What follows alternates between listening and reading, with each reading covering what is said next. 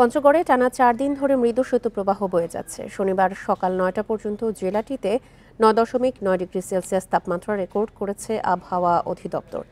আবহাওয়া অফিস জানিয়েছে, জেলায় ঘন কুয়াশা ও হিমেল বাতাসের কারণে টানা ৪ দিন ধরে মৃদু শৈত্যপ্রবাহ অব্যাহত রয়েছে। দিনে বেলা বাড়ার সঙ্গে সঙ্গে তাপমাত্রা কিছুটা বাড়লেও সন্ধ্যা থেকে সকাল পর্যন্ত থাকছে শীতের দাপট। ঘন কুয়াশার কারণে যানবাহনগুলোকে হেডলাইট জ্বালিয়ে চলাচল করতে দেখা যায়। একই পরিস্থিতি ঠাকুরগাঁওয়ে।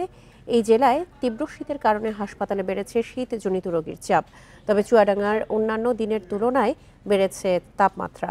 এদিকে ঘন কুয়াশার কারণে ১১ ঘণ্টা পর স্বাভাবিক হয়েছে পাটুরিয়া, দৌলতদিয়া ও আরিচা কাজিরহাটে ফেরি চলাচল। বগুড়া থেকে আসছি।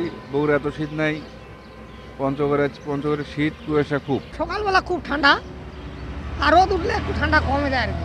চুয়াডাঙ্গাতে সবজি নিয়ে আসি। এর আগে তাপমাত্রা প্রচুর, মানে হাড় কাঁপানো কনকনে শীত অনুভব করছি, কিন্তু আজকে আমরা সেটা কোনো শীতের কোনো বালাই পেলাম না। ঠিক আছে, আজকে